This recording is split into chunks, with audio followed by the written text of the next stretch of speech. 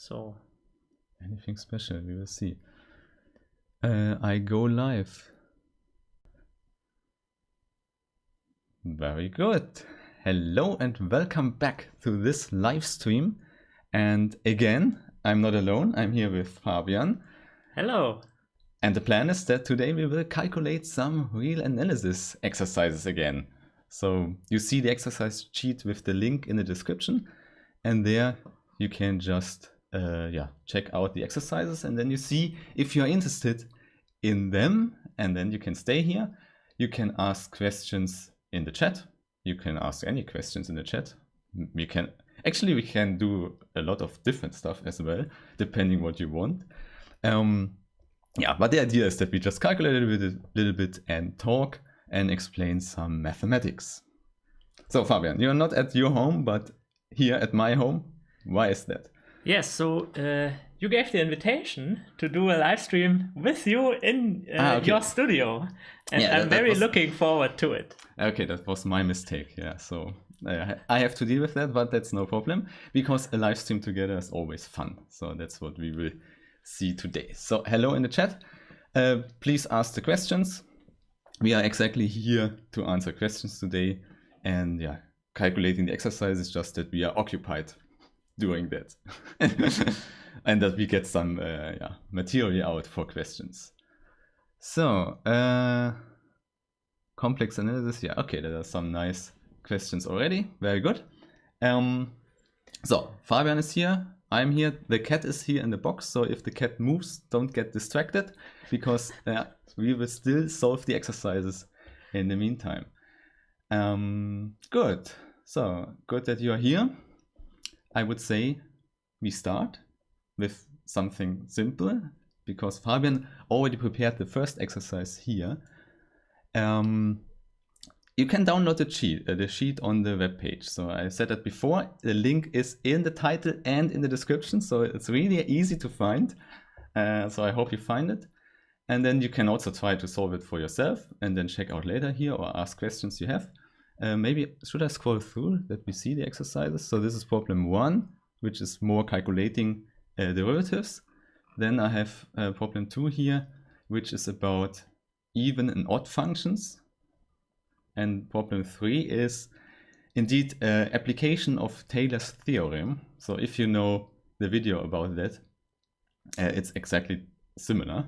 So we do an approximation with rational numbers for an irrational number. And the approximation should be very good. So this is the claim here. And the last one is, no, I don't say what is the application for the last one. The last one is, some proof. Not a hard one, but some proof. Therefore, this capital show is there. So not so complicated. Therefore, if you have some more questions, please ask in the chat. And otherwise, I would say we just start. Maybe I put the chat here on the side, or maybe just here, like that. Yeah. Okay, very good. I would say, Fabian, you can take the pen and explain what you had in mind for your first exercise there. Yes. So hello everyone. This first exercise is around the topic of differentiability and calculating derivatives. So as you know, there are plenty of rules out there that help us when we want to calculate the derivative of a given function. But sometimes we need to take a step back before we dive into the actual calculation because, well, you always see this variable x here, but we may not be allowed to plug in every possible value of x. So every real number could cause a problem in case, for example, if it renders an expression that is not defined. And this is so as a preparation step and something that you also should consider always when working with a function. Think about the so-called domain of definition of this function. And that is the first step here. And then, of course, we are going to calculate the derivative. Do you want to answer this question if a computer science degree is a mathematical degree, a mathematics degree? Do you know that? That's a good question. So I think it depends on where you study computer science and which department computer science is associated with. Some universities just have their own computer science department, but sometimes it's included in their mathematics department. That's what you mean. Yeah, sometimes it's together, but I would say they share a lot of similarities. And well, some people just study mathematics and then have computer science as a minor, and other people study computer science and do a lot of mathematics in there, a lot of mathematics courses. And maybe it depends what you do in your studies, because you can do it very mathematical. Then your computer science degree is similar to a mathematics degree. Did you hit the microphone here? I touched it. Yeah, okay, it's allowed. So it depends, but it definitely is very related. And it's more like in the discrete mathematics, I would say. If you do computer science, it's more like doing discrete mathematics. And then it's very similar. So it's definitely related, and then it just depends what you do. Because I would say you can also do mathematics in a very applied sense, and you're very far off from someone that does algebra, for example. So it's like a broad area anyway. But what is definitely true is that you have to learn real analysis, in the sense like calculus, like we do it, when you start studying computer science. It's like in the first 2 semesters. So this will help you, definitely. And Fabian, you can start. Yeah. Let's dive in with our first function, f1. I think I have already prepared a copy down here. So the first question that we want to ask is, so if we have this function f1, then it maps, well, its domain of definition, I just call it D, to the real numbers. Yeah, because so the expression here is always a real number, it's a quotient of real numbers. And now we need to ask, well, maybe also give this a subindex 1. So the domain of definition of this first function. So, and something that should always catch our attention when we have an expression that is a fraction, we need to take a look at the denominator, because as you know, we are not allowed to divide by 0. So we need to make sure that every time we plug in something in this expression, it does not give us 0 as a result. So we do not divide by 0 here. So one could think, okay, maybe one problem would be if we plug in x equals 0. So then this first summand here in the denominator would be 0, but e to the 0 is 1 again, so this won't happen. So in fact, so what we can see here is that no matter what we plug in, so x squared, as it is a square, will always be greater or equal than 0. And e to the x, and then also the square, will always be strictly greater than 0. Yeah, so this is one property of the exponential function that we use here. So even if we plug in a negative number, for example, for x, well, we will get a strictly positive result here. So, and the sum of a number that is greater or equal than 0 and one that is strictly greater than 0 will always be strictly greater than 0. And in particular, it will never be 0. So we don't have a problem with the denominator in this case. And this tells us that in the case of the function f1, the domain of definition d1 is actually all the real numbers that we have here. So we have done our first check. We now know that f1 is a function that goes from R to R. Quick question there. This is your choice for the domain of definition? Yeah. Because you could also choose a smaller one. Yes. Depends what you want for the function. So the exercise is a little bit strange. Because usually you would say, I have a function and the function needs a domain. Otherwise, it's not a function. It's like you need a set on the left and a set on the right. So a domain and a codomain. So the exercise is more like, think how you could define the function in the best way. whatever best means in the situation. But here it's very clear. You just want a subset of the real numbers, and how large can you choose it? And that's exactly what you answered. Yeah? Check if there are some problems with dividing by 0 or something. But here you don't have that, so it's very good. So you have exactly a function from R into R. Yeah. So yeah. There's a question. Could it also be subset R? Yes. You could say I exclude 0 for some reason. Just take the interval from 0 to 1. Depends on the problem you have. If your function models something and where there are some bounds in the domain naturally given, that the function only makes sense for x values between 0 and 1, you would choose the domain 0 to 1 and not more. So actually it depends what you want, but therefore the question here is, can you enlarge it in some sense that you have all the possible x values in? And the answer here is, yeah, you can choose the whole set R and not a smaller subset. But you can choose a smaller subset and you still would have a well-defined function. But you would not have solved the exercises like Fabian wanted it. So that's the thing. Yeah? The exercise is meant in this way. Yeah. That's what you have to know if such an exercise occurs to you. All right. Yeah, that was not the main part of the exercise. No, this is this is always something that you should think about, is the validity of the expressions that you want to turn into a function. Indeed. Yeah. And now we want to calculate the derivative, and the rule that pops into my mind when I see a quotient like this is the quotient rule.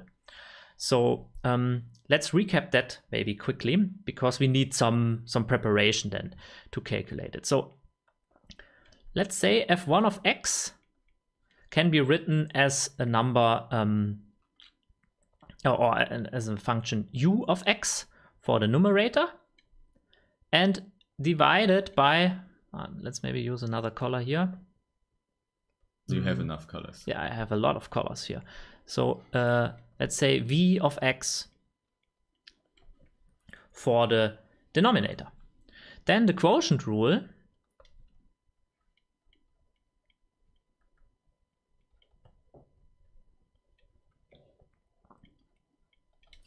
tells us the following. I'll write this a little bit nicer.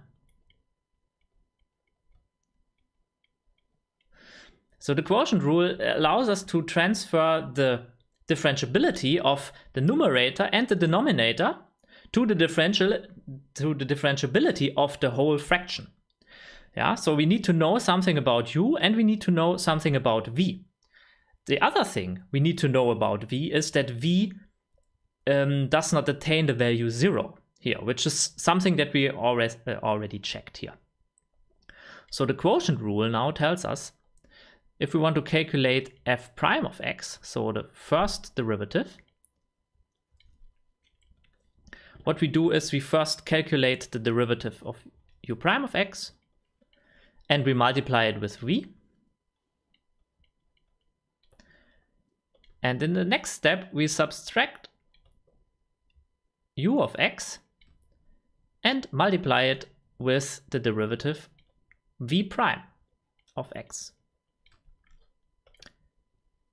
And in the end, we divide everything by v of x squared. All right.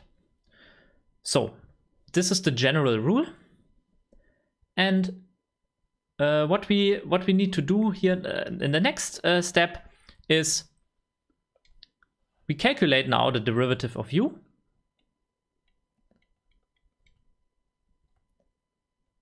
So what would that be? So u in our case, so maybe also still have some space here. Let's write down u and v as well separately. So u of x is the numerator, so it's x squared minus e to the x squared.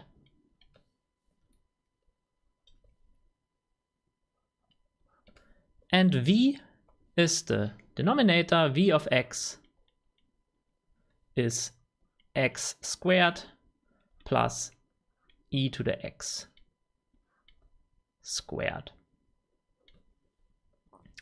All right. So now let's calculate the derivative. So this boils down now to a simpler rule. So for the first summand here, x squared, we know the derivative is just 2x. This is calculating the derivative of a polynomial. And for the second part, here we need to apply another rule, namely the chain rule.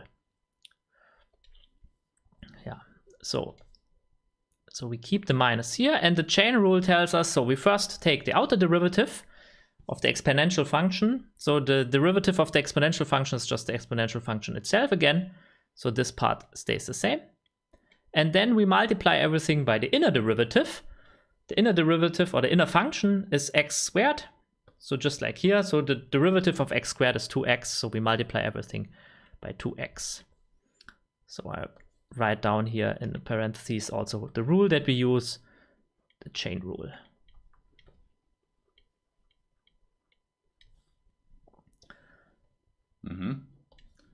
So you use every rule you know for derivatives in your exercise here. Apparently, yeah. Yeah, very good. So we also use the rule that if you have a sum or a difference of functions, the derivative of the sum is just the sum of the derivatives. Yeah. So we boil it down into smaller and smaller packages, which we then can differentiate individually, and then we plug in, or we put everything together in the end. So now let's do v prime of x. So here we start again with x squared. So this stays 2x. So, and for this term, so we now have, so this is now a different function than the one that we had before. So now the outer function is the function that takes something to the power of 2. So the outer derivative would be 2 times, well, whatever is inside, e to the x. Now the inner function that we have here is e to the x, which is, if we differentiate it, e to the x again. Yeah. So, and we can also simplify that and write it together as 2x plus 2 times e to the 2x. Yeah, by using also rules that we know for powers. Okay. So now if we go back again to our quotient rule, we see that we now have calculated or written down all the ingredients that we need. So last step is now to write down the first derivative of x completely. So for this, well, it's now just copying and pasting. So we take the first derivative of u, which is 2x minus e to the x squared times 2x. So this is our u prime. And for v, we just multiply the expression that we have here. That's crazy. It's so big. Yeah, so that's what happens if you want to. Yeah, it's good that you do well, that. if you want to do some expressions that are a bit complicated, yeah, it gets it can get messy. Therefore, it's always good to write down the individual terms so you have some steps to go back to. And if you make a mistake, it's easier to track the mistake. And hopefully you are tracking every step that I do and can tell me if something goes wrong along the way. So I'm now writing down u of x, and I need to multiply it with v prime, which is 2x plus 2e to the 2x. All right, and that's just for the numerator. Now comes the denominator.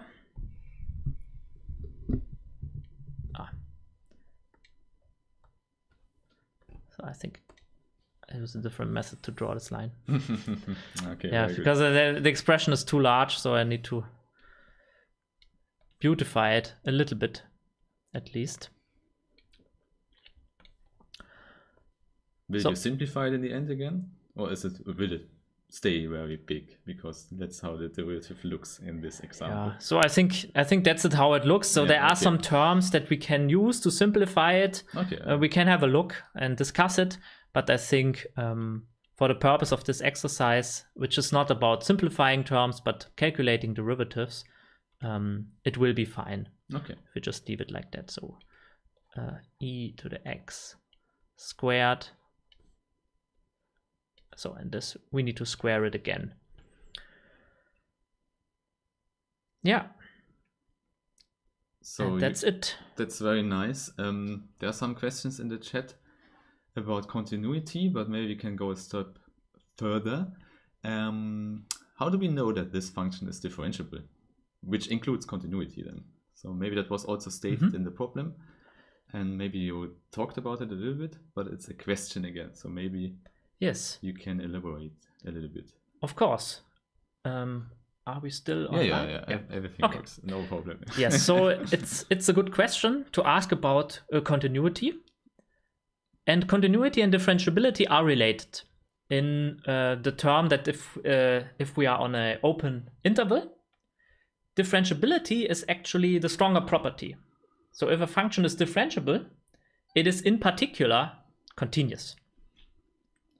So, and how do we know that this function f1 is differentiable? So you could say, well, I just calculated the derivative, so that's it.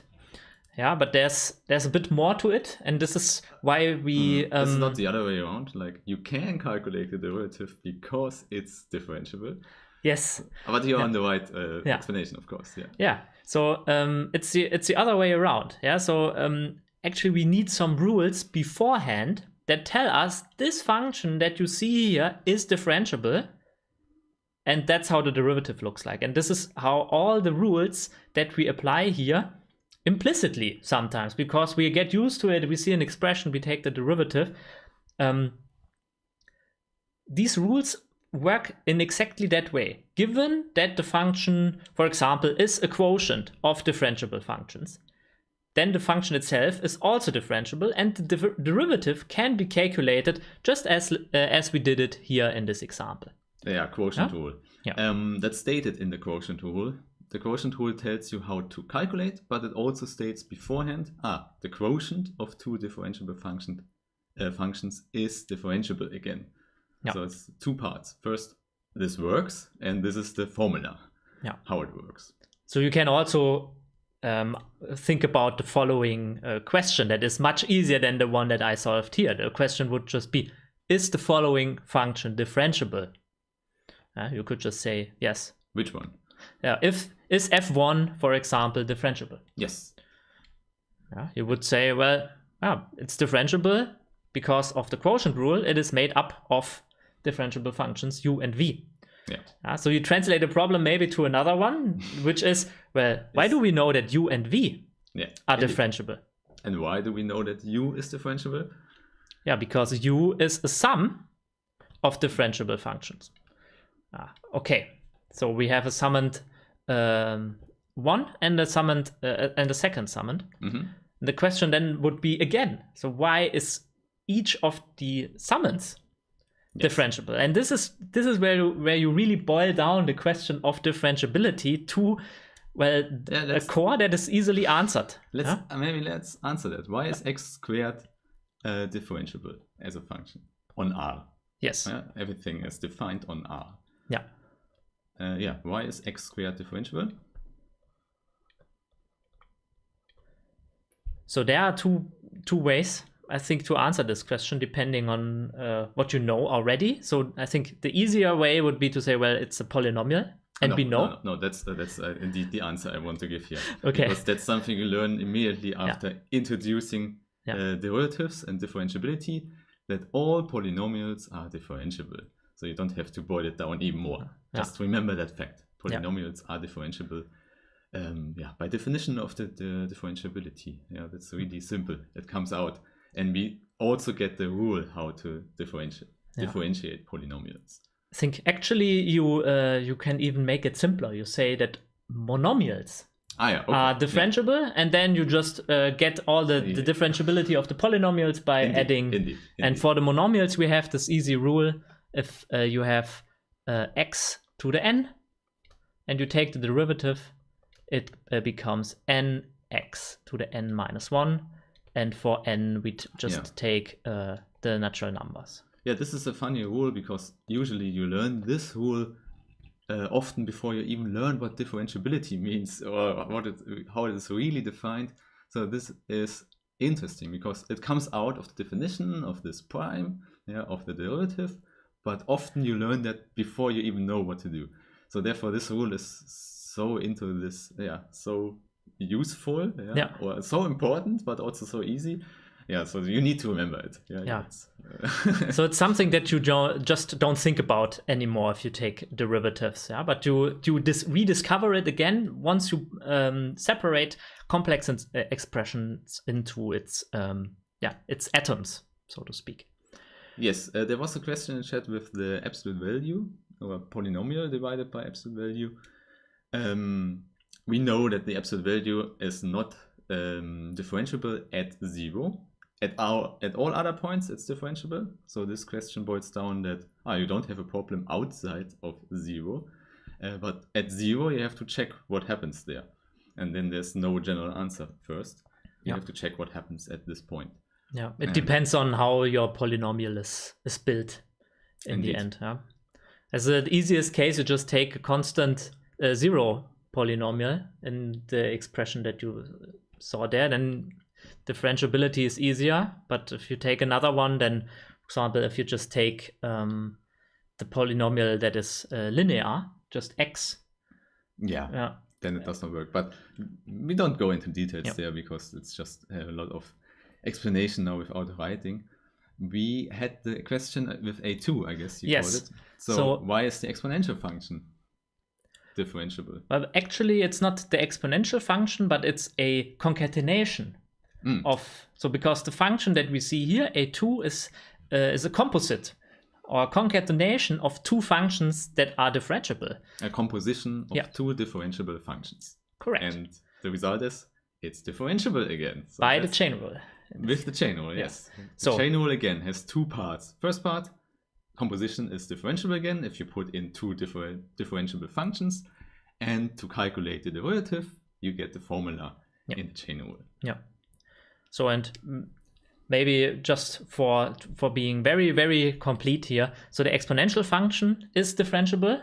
This is something that we also learned and checked somewhere in a course. So this you can take for granted. And then x to the square. It's not so hard to show. So that's also a standard exercise. But at that point, you know, this is a differentiable function. Yes. So, and then we have also talked about now the differentiability of A2. And now, well, if you trace back our steps, you will see, okay, so A1, A2 are differentiable. So is their sum or their difference because of the sum rule for differentiability. And well, now we do just the same steps for V. And then we have really step-by-step explained why the quotient rule is applicable. And then we plug in the expressions that we get calculated to get this very good. Not very handy expression here. So that was all. So you break it down to the smaller parts and then you argue with the rules we have. I think that's all the exercise wants, and then it also wants that you apply the formulas, which Fabian did. And the result is not pretty, but that happens a lot. If you deal with complicated functions, the derivative can explode in the size.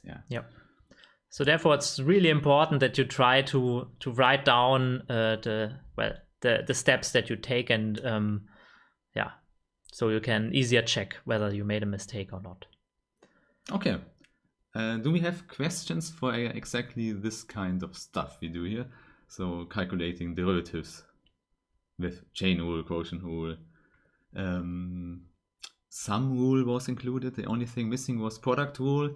But you could say quotient rule, product rule are related. So I think we have everything in.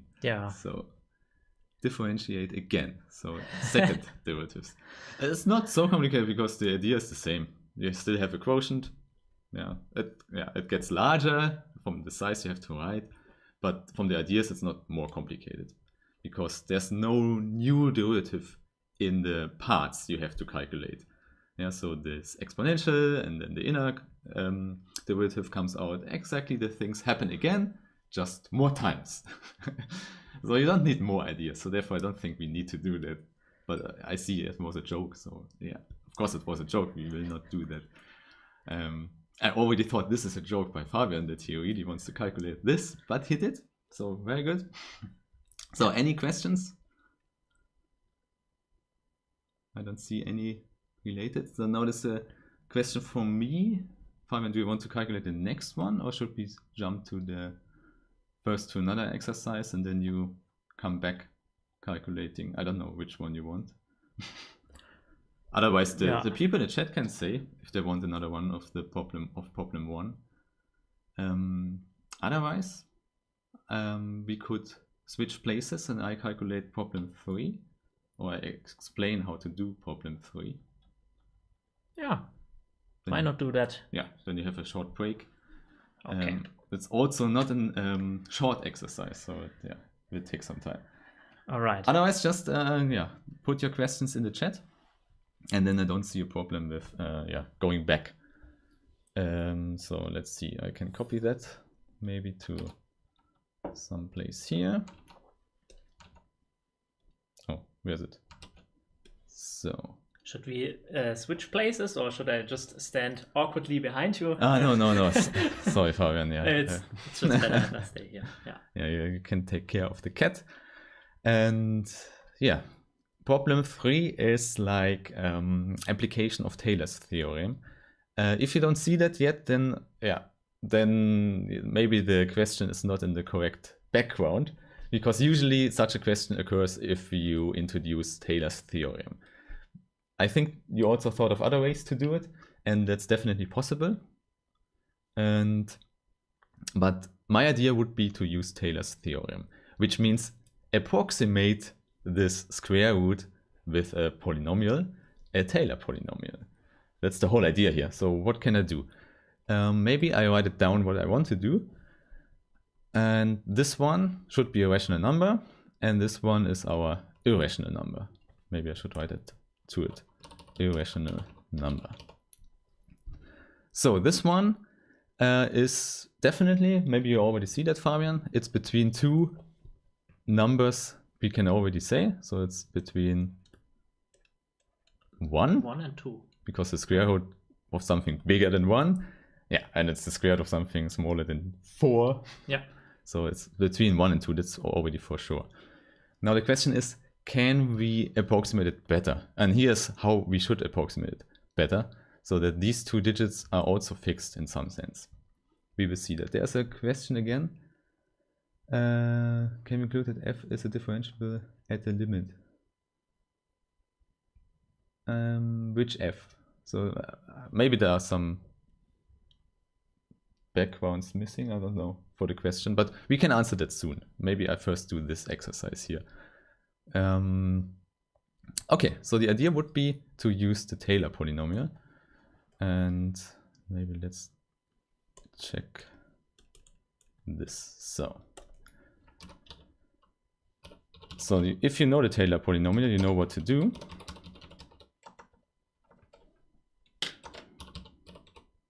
Polynomial, so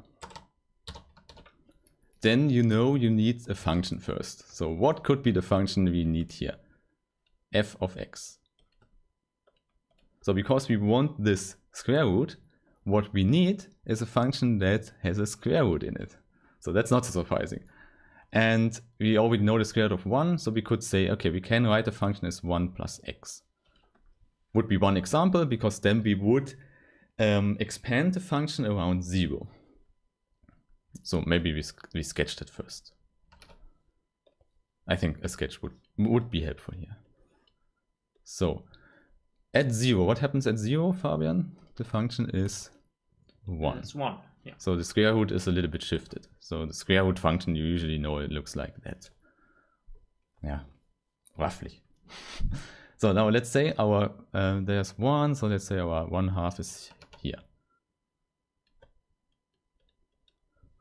So we want this value, the y value. So f of 1/2 we would like, because that's exactly our square root of 3/2. Hello and welcome. Always new people, so welcome to this live stream. We just calculate some problems. If you have questions, just put them into the chat. So now, you know the Taylor polynomial, and the first one, the linear approximation, would be, if we expand it around 0 here, which makes sense, because then we just put in 0, and then every square root we have is just the square root of 1. Which is important, because we can't calculate the square root, we just want to have rational numbers in the end. So now, let's say this is the linear approximation. And you know, Taylor polynomial also gets you a quadratic approximation and so on. So now this linear approximation you already see, maybe that's already a very good approximation for the actual value we want. It's a little bit off, but gives you an approximation. So that's the idea here. We approximate with a Taylor polynomial, and now let's see how much we have to do. Taylor polynomial, Fabian, means we need derivatives again. Lots of derivatives, depending on the order.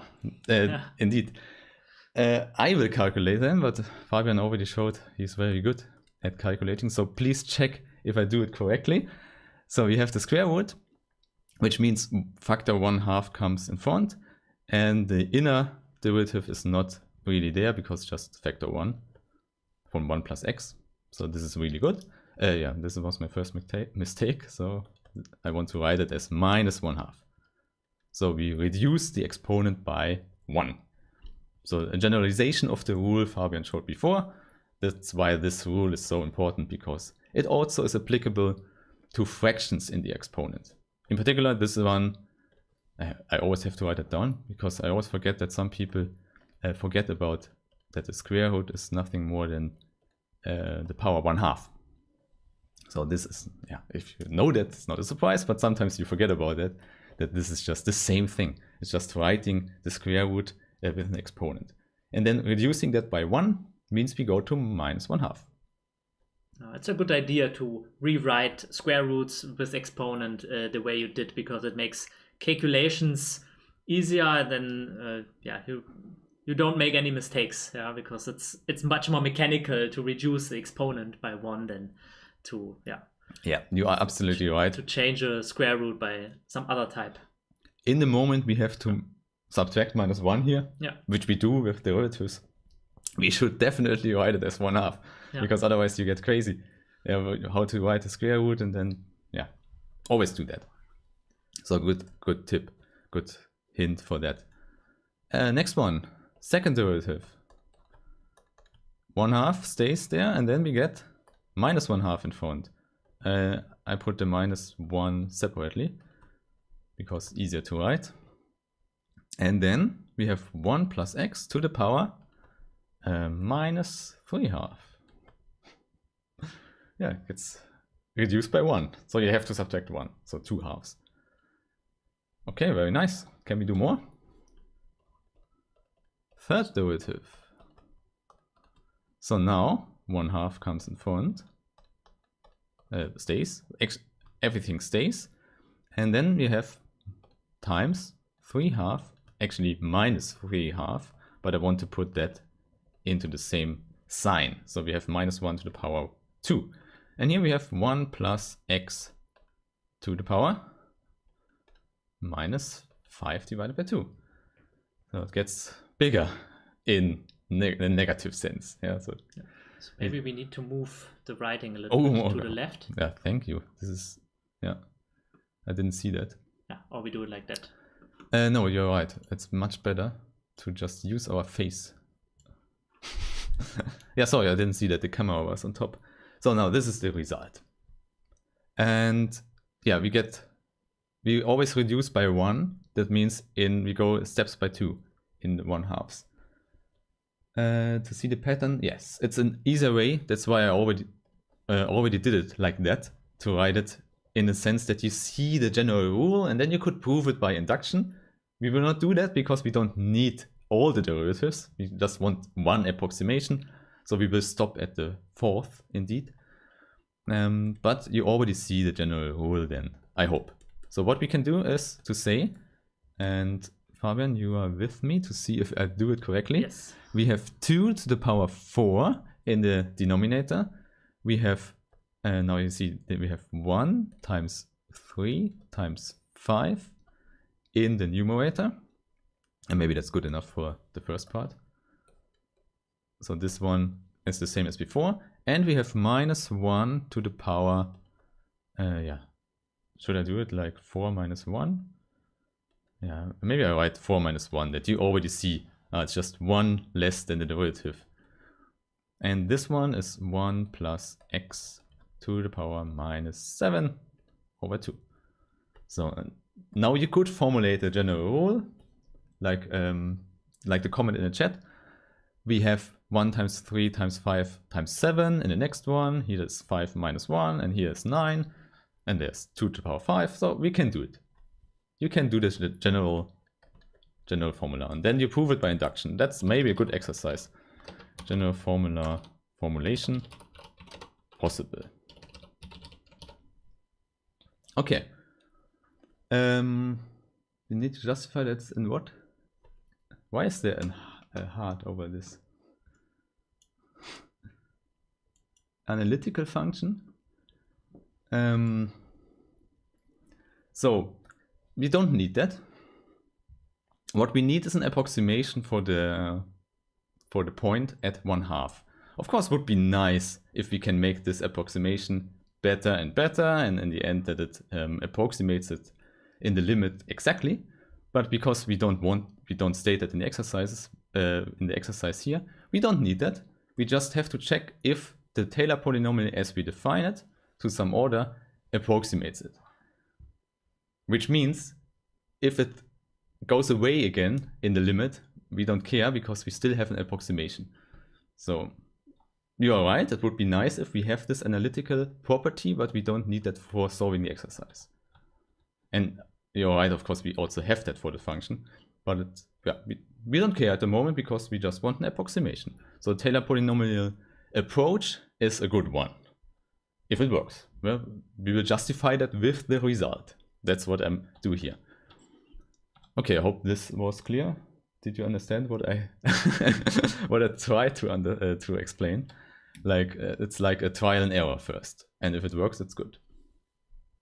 Okay. Taylor polynomial. Let's calculate 1, and let's say we do the 1 of 3rd order. I don't want to write it, so I do that. So Taylor polynomial, let's call it T3. T3 of x or h. I'm never sure what I use in the videos. Maybe you used h. Let's use h just to spice it up a little bit here. Of course, the name of the variable does not matter. So what is the Taylor polynomial? Horrible to write fractions and exponents with text on a line. Is it horrible? I think it's readable, so I haven't noticed. It's if you write it on paper. Yeah, you can mess up some stuff if you don't distinguish the exponents and fractions. I think that's what you meant for writing for yourself. Yeah, you have to be careful to keep the line and to see what are the exponents and what are the fractions in the exponent. Yeah, okay. So there you have to learn how to do your writing, that you see that. Okay, what do we have here? Taylor polynomial. The first one is f at 0 plus 1 divided by 1 factorial f prime at 0 times h to the power 1 plus 1 divided by 2 factorial f second derivative at 0 times h to the power 2, and then the same with the power 3. Yeah, so maybe we can quickly explain what h means, or how we can, maybe we can even visualize it in the plot above. We need also to make sure that the polynomial is not our hidden by faces. Our faces. And maybe I just copied the nice plot here. Yeah, I think that's easier.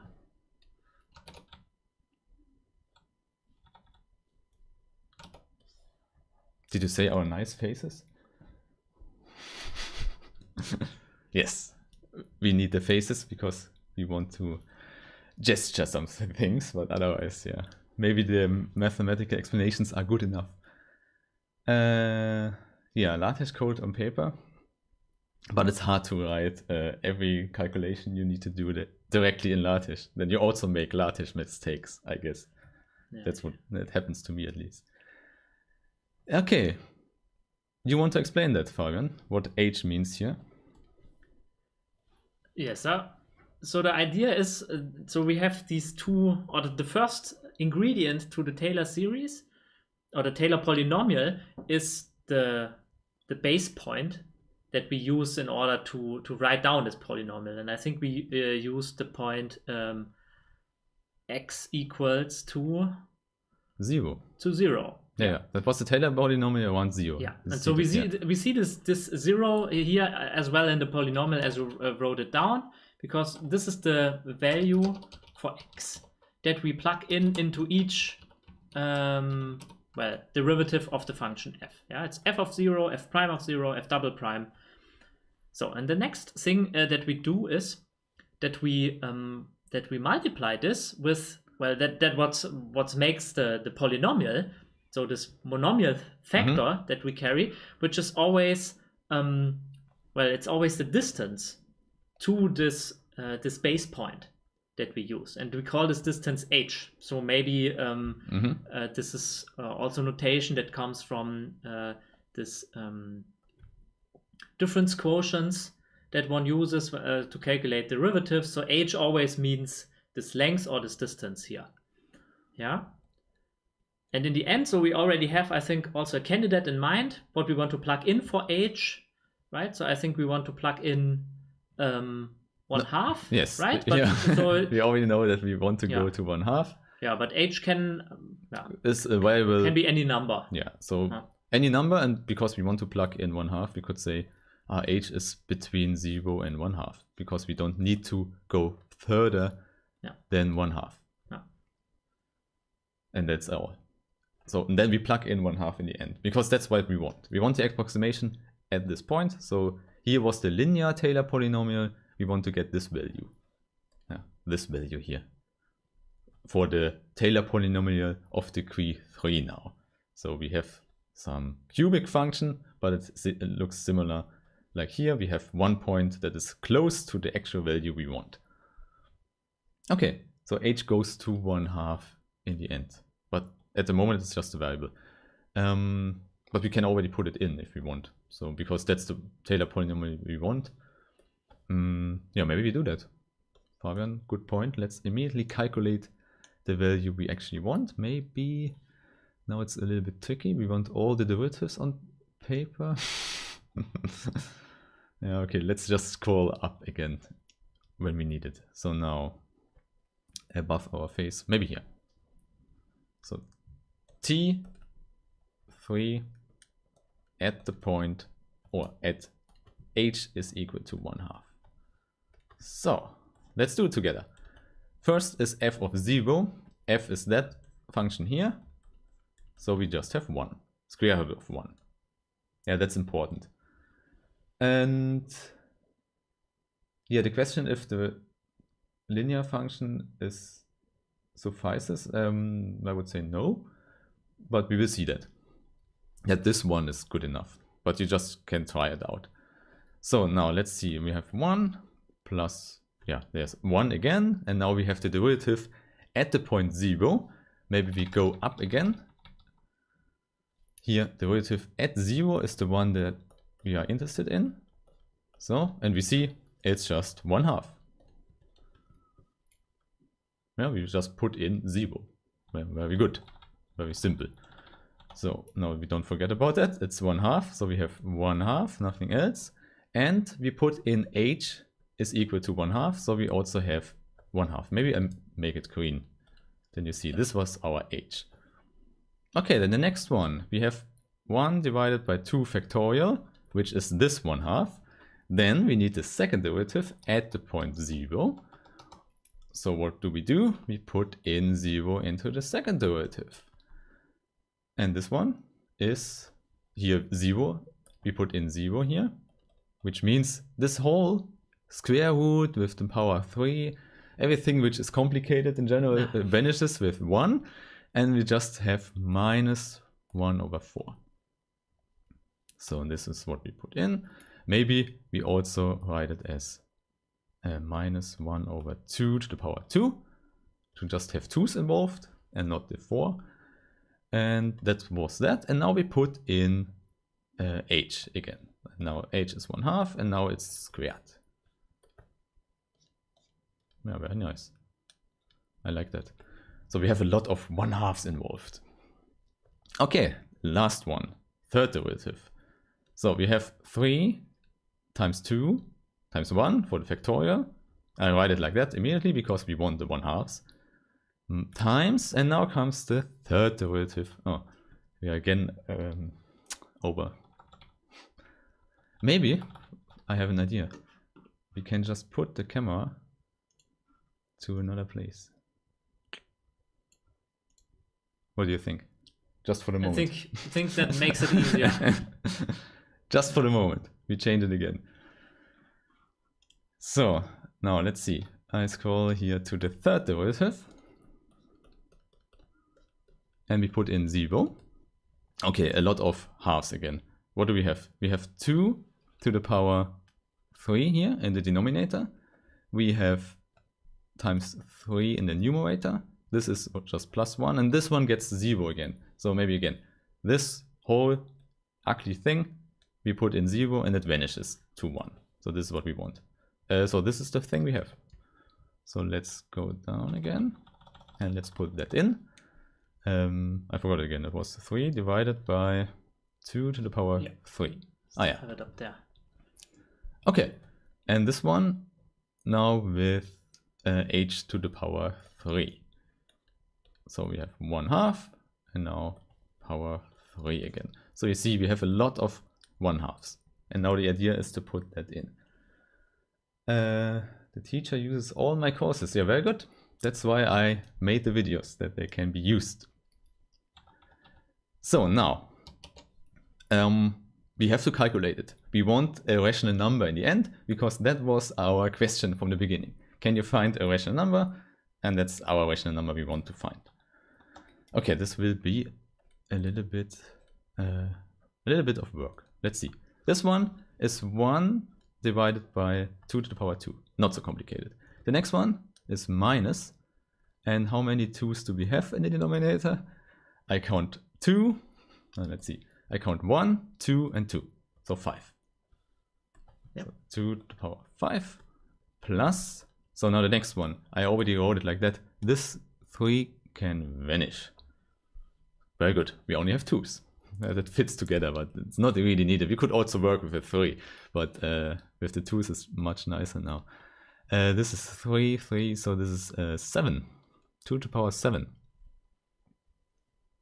Okay, now calculating with fractions means bring it to the 1 denominator.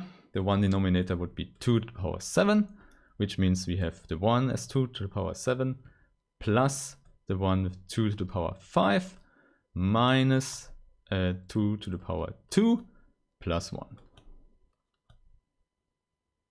Okay?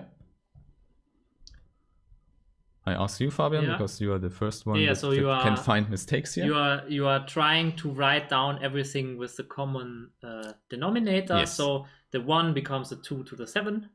Then it's always the difference. Yeah, for 2 to the 5. Yes, this one. 2 to the 2. 2 to the 2. Yeah, so we multiply this with 2 to the 2. Yeah, and the last one just is the one that we already have. It's just 1. Yeah. Or 2 to the 7. Yeah. Okay, very good. So now we need the numbers. So what is 2 to the power 7? I need a line here. So maybe we can write it down. 2 to the power 7. 32? No? No, sure. No, 128, I would say. And then we also have that here. Yeah. And 32 would be 2 to the power 5. Ah, yes. Makes sense, because we have 8, 16, 32, 64. So you can go through all the bytes. Yeah. You know. So this is really common numbers, but you just put it into the calculator if you're not sure how many 2's you multiply, and then you remember that. -4 + 1. Okay. Oh, yes, that's it. I think we just put it together. What is it? It's 160 here. -4 + 1. So 157 divided by 128. It's between 1 and 2, like we wanted it from the beginning. And now it's the question, should we write it in decimals? Yeah, maybe. Can we do that? So I just, a calculator would help. Let's do that. So it's definitely 1 point, now I don't remember so well, but I have a calculator in my pocket and we just calculate that. Or should be calculated together? No, you can just put that into any calculator. This is really not complicated. And it's a rational number, so the decimal numbers will stop at some point. So we can write down all of them. Yeah, this is just to get a feeling. Of course, the rational number is the same as the left. So this one would also be your solution for the exercise. But this is good because we would think of the square root as an infinite decimal number. Yeah, so that would be the finite approximation in this time. Using Euclidean algorithm. Yeah, you can do that. That's what I don't want to do now because it's not part of the exercise. And it just goes into a complete different direction. So maybe Fabian wants to do that, but we will not do it. We just use the calculator now. Okay. So I'm fine with the calculation. The question is whether we have now solved the problem with this number, because it's clearly a rational one. Okay, before you say that, maybe I go back to the exercise, because I formulated the exercise exactly like that you are closer to the irrational number with that number here. So, and that was by choice, because if you have this accuracy, this how accurate you are, so how good your approximation is, then we know something about the digits we see now. Let's see here. So I want that. I want that this, what should we say? This one is equal to, oh no. How should I write? Yeah, maybe equal, doesn't matter. Maybe approximated. Not so important. So plus minus this accuracy. So this one tells you if you are off by 0.003, it means the first 2 digits after the decimal point will not change. In other words, if you have this as your approximation, how should we say it? Our estimate. So how good your approximation is. If we have that as the bound, as the exercise is stated, then it means we definitely know the first 3 digits here. 1, 2, 2 are safe. Because if you add here 3 and that digit or subtract, you will not change the first 2 digits. And that's important to know. These are the safe digits in the case. So, but now Fabian can tell us if we actually know that.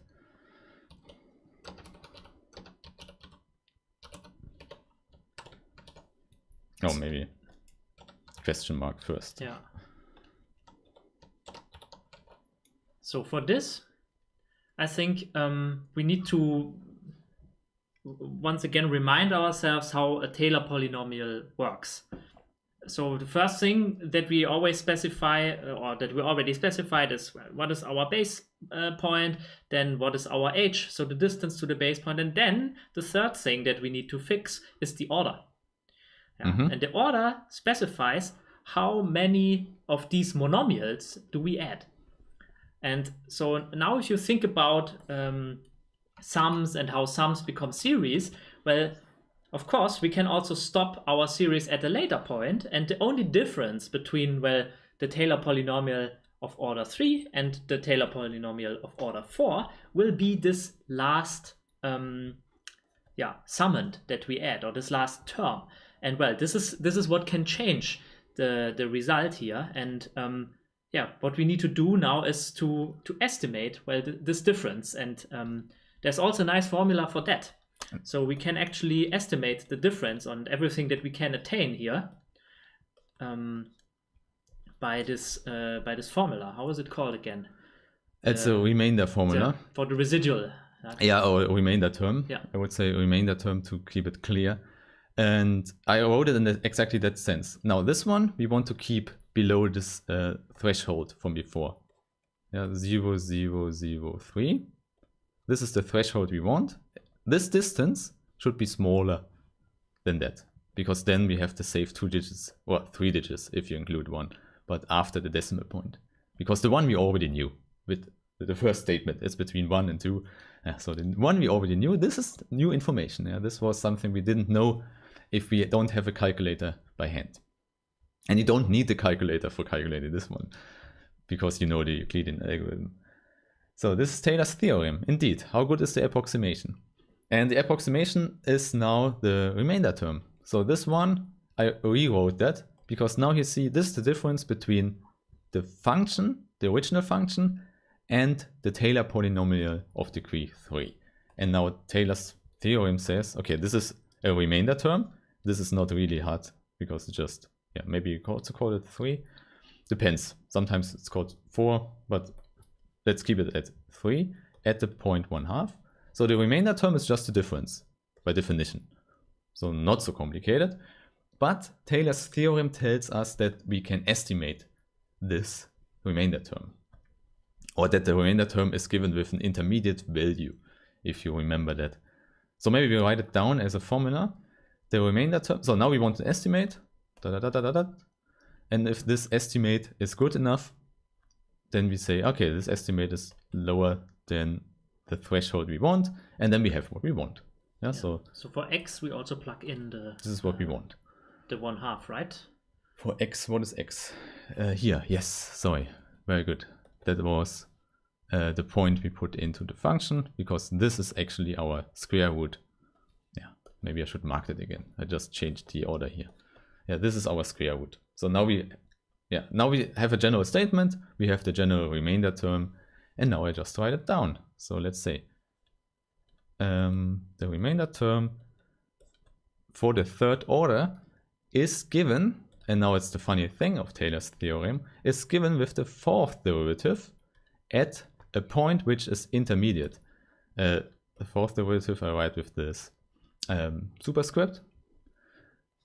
And now intermediate point, yeah, okay, different names. Let's say we choose the Greek C, because that's usually used in that case. Times, and now comes x to the power 4 again, and x is 1/2 here, so, or h. To be concrete, we chose the name h. So this is our h again. Power 4. So now this c, we don't know. So that's the disadvantage. Yeah, we don't know, but this helps us still for an estimation. We know it lies between the expansion point and the value we put in. So we know exactly it lies between 0 and 1/2 now, which is good enough as an information, because we just could look at the worst case in that situation for C. And that's what we need here for getting this estimate. So for getting the inequality, we just need to put in the worst case, and then we have it. So now that's what we do. Let's say I write it as absolute value of 0.1/2. 1/2 is actually our h. So maybe I should put in a green fraction again, just to keep it clear. Okay, now fourth derivative, Fabian. Yeah, this was, I write the factorial like that. And now let's see, what was the fourth derivative? Maybe we copy that to the bottom. Yeah, good idea. Because, I don't know, I can copy it completely, because we actually use the whole thing. Yeah, so let's delete that. We just, instead of x, we have xc. Oh, this was really not so easy. Xc. So now the absolute value. Don't forget the absolute value, which means, first of all, this minus sign does not matter at all. Just let's delete it immediately. It just vanishes in the absolute value. And the other ones are positive, so we put them in front. And now the absolute value we just use for this square root to some power with the xi involved. So now let's start with that. What can we say about the square root here? So first of all, maybe we can put the minus sign away and say this is in the denominator. If we do that, then it looks much nicer already, because it tells us we divide by something which is bigger than 1. Yeah. Because we put something in that is bigger than 1 or 0. So this worst case I described before would be the case that xi is equal to 0, because then we divide by the smallest possible number. So the output is the biggest value we get. Should I say worst case? I guess. In the worst case, xi would be 0, and then we would divide by 1. So the whole thing can be estimated by 1. Odd and even numbers are only defined. Okay, this is a question about odd and even numbers. That's something we can answer later, because not related to the exercise first. Okay, so now this one we estimate by our 1, which is nice, because now this is gone already. Okay, gone in the estimate, yeah, so we don't have to care about that. What can we do with the numbers here? I would say let's cancel the 3 already, and let's put the 2's together. And how many 2's do we have? Oh, I forgot this one. Yeah. We also have that from before. I put it next in the correct order as before. Yeah. Okay, but now all the 2's we have, we can put together already. So let's say here we have 5 divided by, oh, what do we have there? We have 2 to the power 2 times 2. Yes. This was the 4. And then we have 1 divided by 2 to the 4, which was before. And we have there that again. Okay, so as before, we have a lot of 2's. Or powers of 2's. Which you know how to calculate. And okay. So let's do the thing. We have here 2. The cat awoke? Yes, sir. Not sure. Okay, so what we have here is 5 times, and now 1 divided by a power of 2. What could that be? We have 2, 8, 10, yeah. 11. 2 to the power 11. Okay, now comes our estimate. So what is 2 to the power 11? Okay, cat wants to go. And we have 5 divided, and now we have a big number, because we have 2 to the power 11. Okay, I have the cat go down. So this is 2000. What do we have? 2048.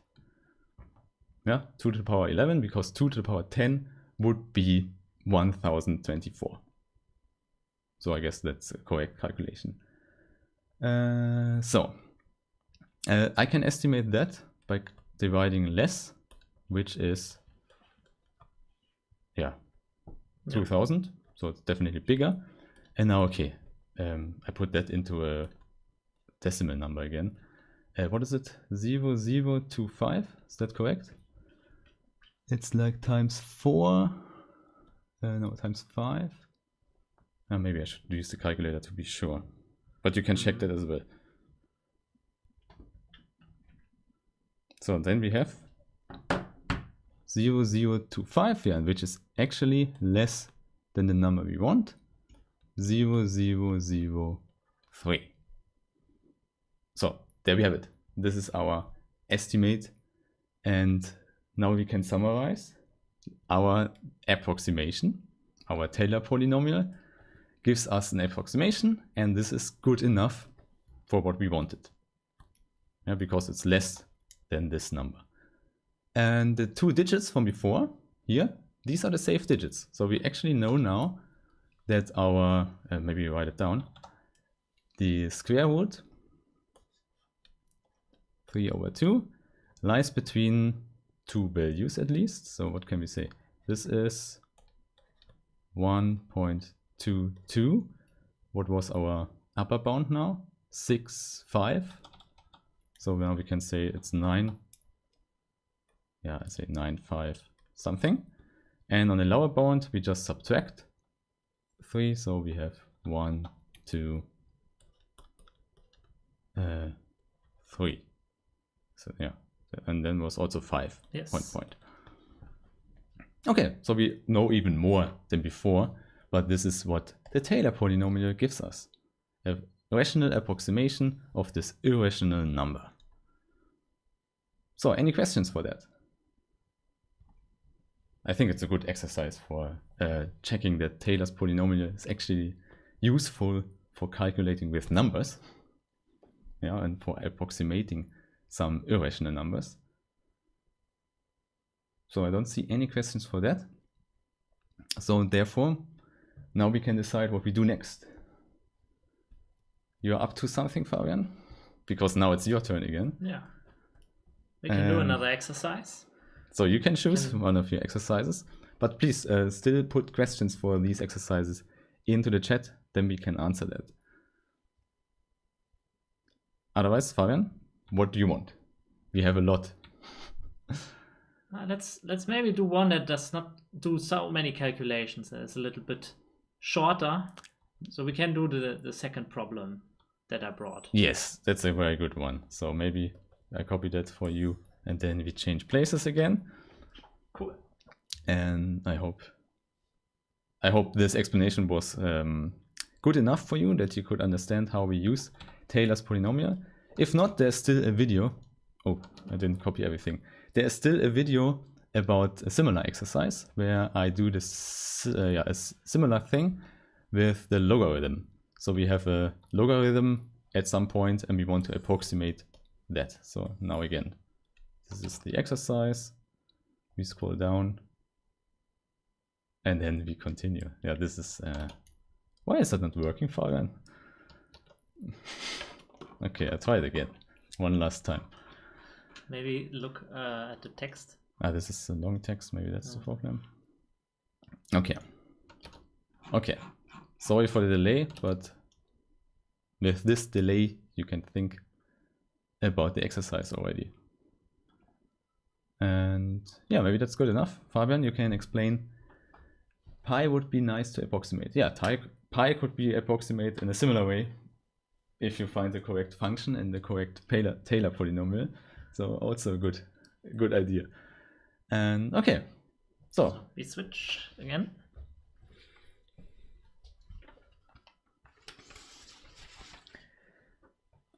All right.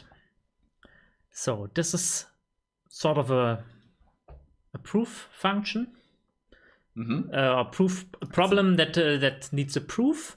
So we don't have a particular function given that we need to differentiate, and so there are, well, two sub problems here, but they are very similar. So given that we have an even function and that is also differentiable, we want to show that once we take the derivative, the symmetry property changes from even to odd.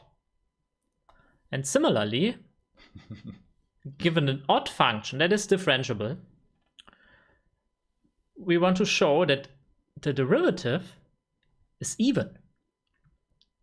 So if you recall this little rule or that we had on monomials, you see that this is actually what happens there. So we change from, let's say, from x to the 3, which is odd, we come to x squared with a prefactor. X squared is even. So we see that it works for monomials, but it even works in a more general context. Can you write down the definition for even? Because maybe it's not completely clear. That's a very good remark. And also for odd, so that we have both definitions. So maybe you can put it in the top corner. Yeah, that's good. We have a lot of space here. Let's do it like that. So f is even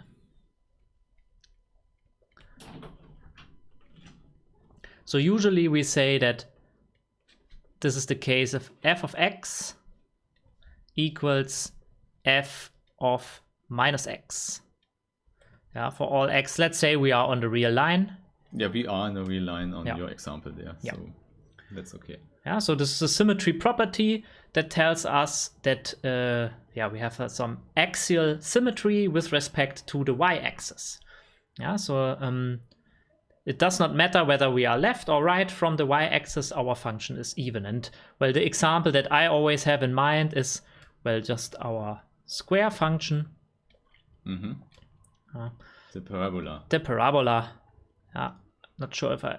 Ah, that's really nice. That's good. It's not perfectly even, but you should see that, well... That's a symmetry property. If we're here on x or on minus x, the value that we have here on the y-axis is the same. So this is an even function. So yeah, this is x squared. Maybe you can put it to the graph. Yeah. And yeah, perfect. And now odd function. So now odd is another symmetry property that now in terms of an axial symmetry, we have a point symmetry. So here we say that f of x equals minus f of minus x for all x in R. And once again, the example comes here that I always have in mind comes from the monomials, which are easy functions to draw, hopefully. As a function that looks like that. And so we have... Almost, yeah. This is your x cubed. Yeah, let's say it's x cubed. Maybe put it a little bit to the side. Yes. Yeah, we can move everything a little bit to the left. Yeah. I left some space here for a reason, but I think we have enough space. Okay. So what we see here again is two types of mirrorings that we do. Yeah? So we have a minus here and we have a minus also here. So we have a point symmetry for odd functions and an axial symmetry for even functions. Maybe you can, for x cubed, you can show it for -1, for example, what happens. Yeah, okay. So we put in -1. So let's say, You're on the graph. I've just calculated here, or? On the graph is enough, I guess. Okay. So there would be -1. So we are here -1, and then -1 to the 3 is -1 again, right? Yes. So, but if I now multiply -1 with the minus, what I would get is a 1. And it's the same if I start with a 1 here. 1 to the 3 is 1 again. So you have 1 on the left. Yeah. And -1 times -1 on the right. Yeah. So, and we have symmetry with respect to this point here, right? So if I draw a line like that. What is that? Is it the linear function? The diagonal? Yeah, that should be the diagonal. Yeah. And then so we, in the end, what we just need to do, if we would to do it geometrically, we would take this point, take the distance to the origin, and then use it again here. Okay, so that's all. There's some question in the chat. Can the derivative of a general function, say monomial again, that's not odd or even, but the derivative is odd or even? Yeah, so this is definitely possible. So you can always try to build up examples like this.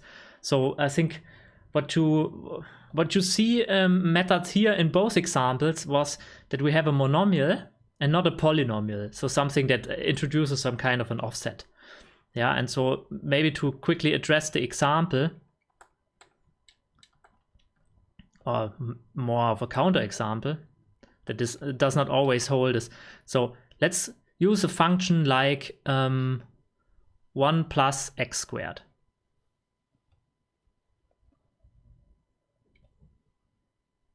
No, this is indeed an... Yeah, x cubed. That's x cubed. Yeah. So this would be this function, but it has been shifted. Yes, that's also in the chat. Yeah. They just say, if you add something to an odd function, it's not odd anymore. Yeah. But the derivative will not care about the constant. Yeah. Yeah. So maybe you can write it down. Yeah. The derivative there is 3x to the 2. Which is even again. Even. Because it's just the scaled parabola from before. Yes. But this one here has, well, no symmetry in terms of even or odd. Yeah, very nice. Yeah, that answers the question from the chat. We only show the one implication here in the problem 2. Yeah. So, and what I want to use here in this problem is, again, the chain rule. Oh. In fact. Because if you take a close look at what happens here, is that on the right-hand side, we always have some sort of a concatenation of functions. And let me introduce in the definition, you have concatenation, composition with just the minus sign there. Yes. So I want to introduce another auxiliary function here. You can give it maybe any color is good. So let's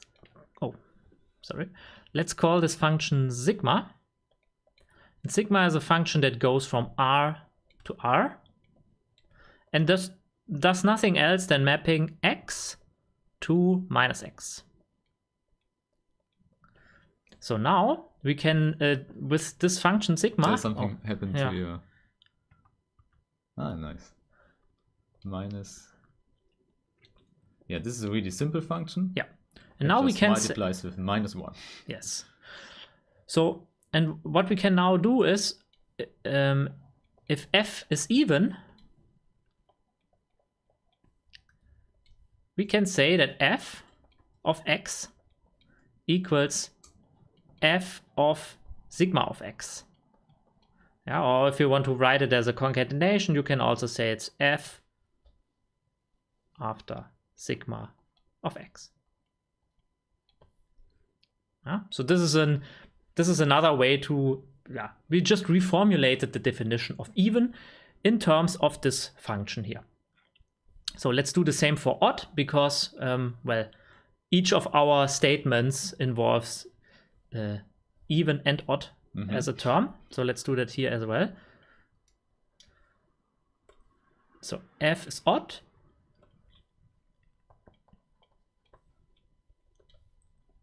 So here it looks a bit different. So here we have f of x, and then we have a minus outside and inside, so we can just write it as sigma after f after sigma of x. We may not need both of these formulations. Can I say that sigma was not the best choice because the circle looks very similar. But one of the circles. Maybe do a big sigma. Then it's clear. Yes. Yeah. All right. So let's prove the first statement. There was the realization in the chat that the zero function is odd and even at the same time. Yes. This can happen, and it's a good example for that. But the derivative has the same, Yeah. All right. You start with A. Let's start with A. So f is even. That means this equation 1 here is fulfilled. So we know that f of x is the same as f of sigma of x. So now let's show that, let's look at the derivative of f. So f prime of x is the same as the first derivative of f after sigma of x. So when we now have this concatenation here, or this composition of functions, and both of them are differentiable, we assume this for f, and also the multiplication with 1 is differentiable. So this is differentiable. And the derivative, oh, what happened? I think it's our music. And So the first derivative of sigma is nothing else than -1. Right, now let's apply the chain rule here. So the chain rule tells us, well, this is the same as f prime of sigma of x. And then we multiply with sigma prime of x. All right. So now there are two different ways to write this, but maybe what we can do is we just evaluate what the sigma does here. So f prime of sigma of x, so sigma of x is just -x. And then sigma prime of x is also just -1. So we have -1 times f prime of -x. And on the other side, we have f prime of x. So now let's just look at these two parts here. So f prime of x at -1 times f prime of -x. So this is just the definition that we used here for an odd function. We have a minus outside and a minus inside. So no need to rewrite it here with the sigmas, but it worked very well here for this part to know how to apply the chain rule here, or to really see how the chain rule gets applied. So genau, what we do here is f is even, and what we do here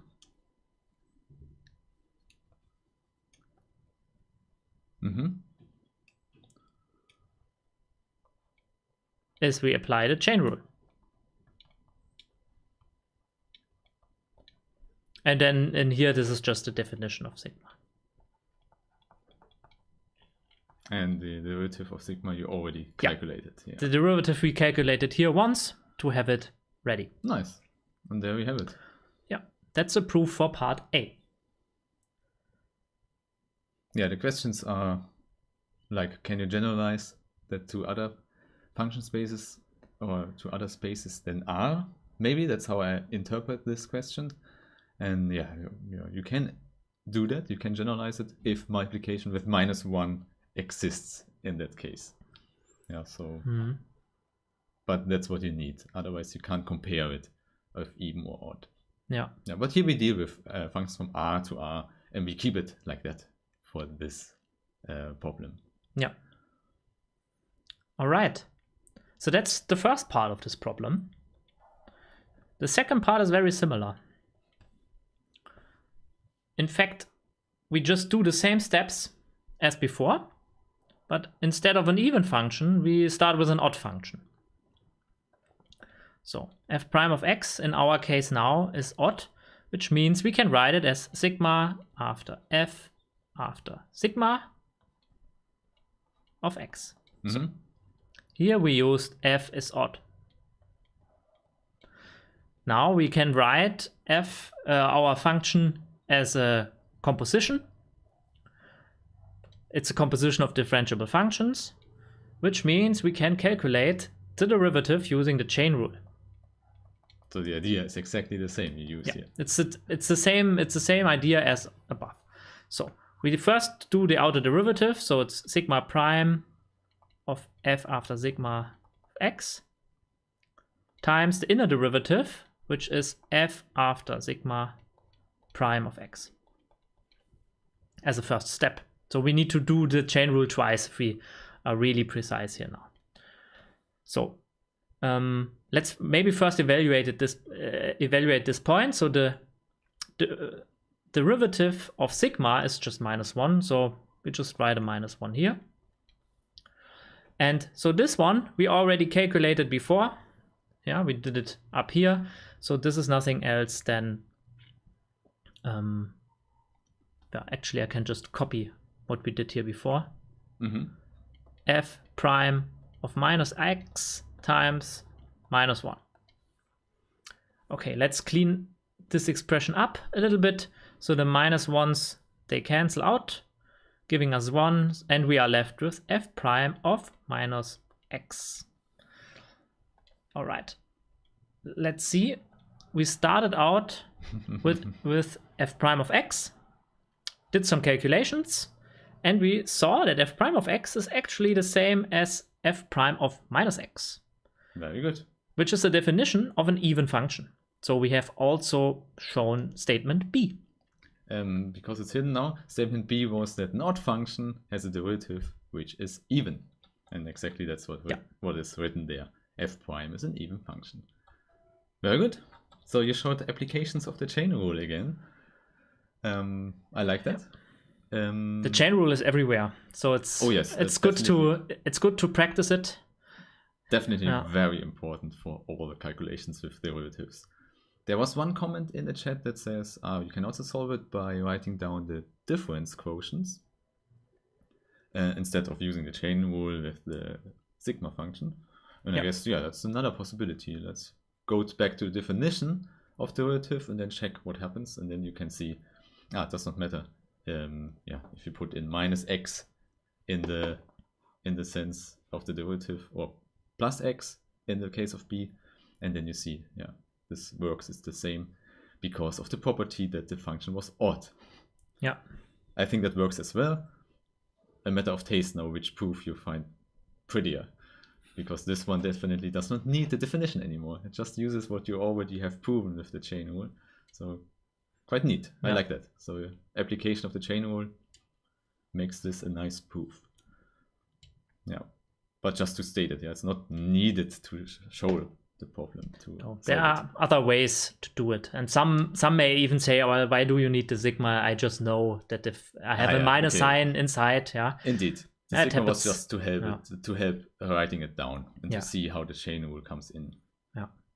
Okay, other questions? Otherwise, maybe we do a very quick last exercise and then it's good enough for today because we are already in for 1.5 hours. All right, let's do it. Let's change the position again. Thank you, Fabian. That was a very good exercise you brought here. I have one more, but I think we will not use... I don't want to show the whole exercise because we don't have so much time left. I'm talking about problem 4. I copied that to the empty page at the end.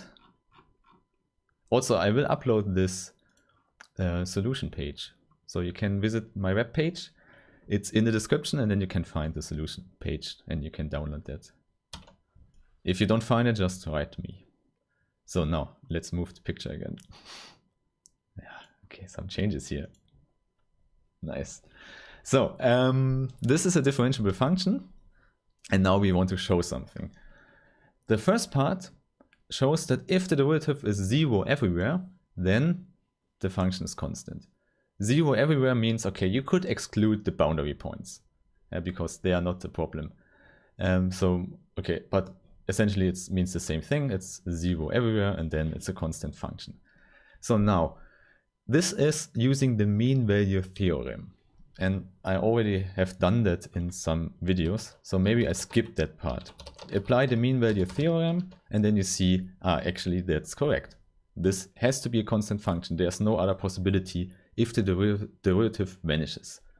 And maybe also not so surprising. If you work with derivatives, you already know 0 derivative means you have a tangent which is horizontal, which also means that they are you use it for calculating maxima and minima. So, but now you have that everywhere. So you have this horizontal slope everywhere, and therefore the function has to be constant. It does not change its value. So, but the important thing is, of course, it's a differentiable function from the beginning. So the derivative exists at all points from the beginning.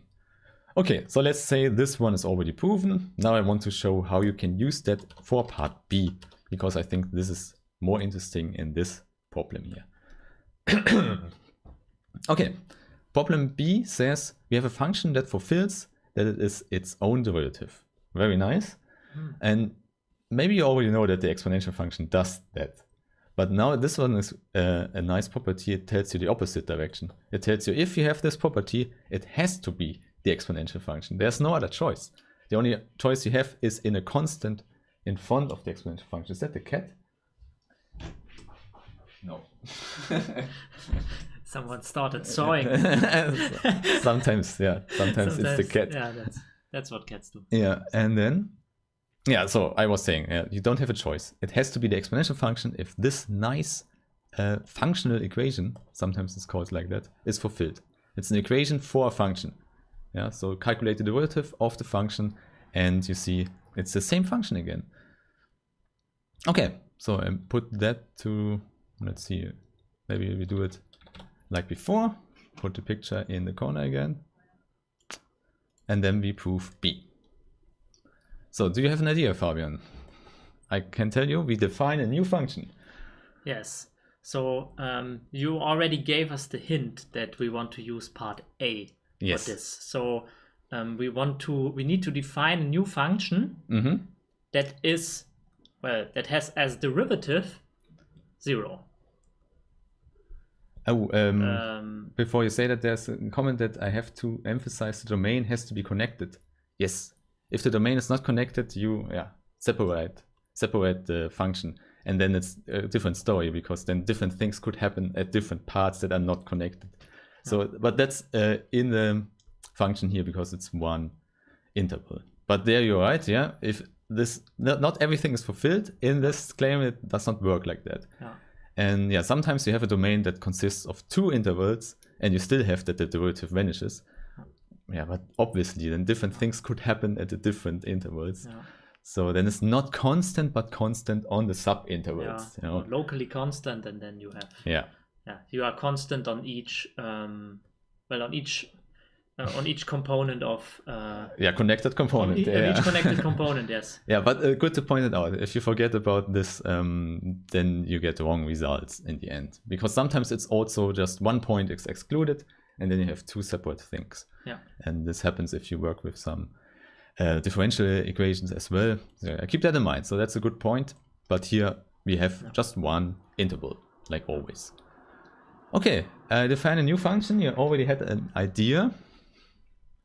Yes. Of course, we use the function f. Yeah.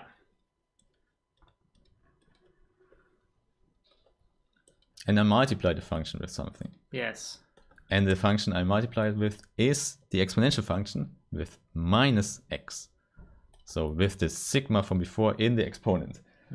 So, okay, yeah. And this works, and you will see that it works. But the idea would be you want to get to this constant here. Yeah. So therefore we multiply this to the left. I hope you can see that in the, we multiply this one to the left to define a new function, and this should be a constant by the claim. So this is not like it works in the end, so you say this is some magic that it works, but the idea comes immediately from the claim. Yeah, I want to get the constant out. I know I can use a, maybe, so I put this to the left, and then this is my new definition, and this is the function g. So now, to close our nice topic of today, you see what we have to use here. If we calculate the derivative, we have to use the product rule. The only rule that we didn't use explicitly yet. Yeah. So now let's calculate the derivative of g with the product rule. Product rule.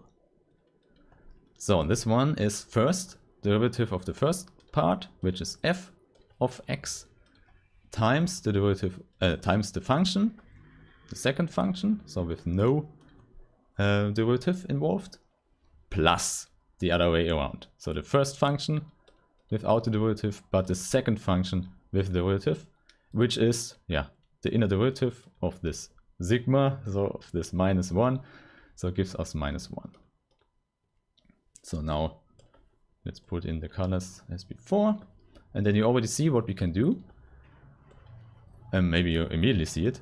We use our input, our assumption, our functional equation for the function f, which says this one is the same as f of x for all points x. So this is actually the same for all x in the inner interval. The boundary don't matter here, so the boundary points don't matter. So it makes it easier, but does not change the claim. So for all points in the inside of the interval, we have that, which means the derivative vanishes for all points in the inside, because now we have the same. This one and this one is the same with except the 1 minus sign. So they cancel each other, and we have the whole thing, and it's 0. So G is a function defined on the compact interval a to b, where the derivative inside the interval is 0 at all points, which means by point A, you don't see that, which means here by our A, which we can show by the mean value theorem, the function G is a constant function. So this is our last conclusion of today. This is by A constant. G is a constant function. Okay, constant function means we could write the constant as a lowercase c in R. This is what we do now. And this means, putting that to the other side again, our G, or our f, is given with this G function. Yeah, let's use the definition for G, put this to the other side, and then we see it's actually what we wanted. It's the constant c times e to the power x. Yeah, knowing that this is the inverse of e to the power minus x, yeah, which you should know for the exponential function.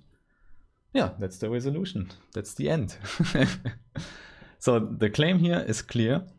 This works in both directions. If you know the exponential function, you know its own derivative. And now we have shown the opposite. If we know it's its own derivative for any f, we also know it's the exponential function. But because the question was in before, this only works if you have a connected interval. Because then you can make the claim in A, otherwise not. So this is important. Everything is connected, and then it has to be the normal exponential function. Okay, so that's the proof of that. I think that's a good end for this session, because now we had everything. We started with the quotient rule, the sum rule, and the chain rule. Now we also put some product rule into it, and now you have seen some calculations, some proofs, some estimate with a Taylor polynomial. So we did a lot. I think it's good. If you don't have any questions anymore, we would call it a day and hope that we see you next time again. So if you like that, please put that into the comments, because then we know that we can do it again. Yeah. Otherwise we would not do that. Yeah, if you don't like that, we just do that for you, yeah, for the public. Okay, any other questions? Maybe we'll wait a little bit if something comes in. Otherwise, something you want to say, Fabian, before we end? It was a nice session. I liked it. Yeah. The choice of topics, very broad, but still around the topic of differentiability. You see, it's a very rich topic that spans even to what we saw here in the end, ordinary differential equations. Which you also have a course on, right? Yes. Yeah. We have started a course about that. It's not finished yet, but there are some stuff about that is already in the course. And there's a question about the multi-variable setting. I also have a course about that, so maybe you can check that out. There you need to change a little bit in the claims here. But essentially, it's the A looks similar. Yeah, if you are connected and the derivative is 0 everywhere, this is what comes out. It's a constant function. Yeah, but with the exponential claim, you have to be a little bit careful what you define there. And yeah, I also like that the topics, the exercises we chose fit together, because we put them together from different sides. I put some stuff in, Fabian put some stuff in, but it fitted. I'm quite surprised how well that works. Yeah, thanks again. Next session, do we have a next session? No, we don't have an appointment yet. We will see. Put it in the comments if you like it, and then we discuss it when we will do the next one. Okay. I don't see any other questions, so thanks again, and see you next time. Yeah. Bye-bye. Bye.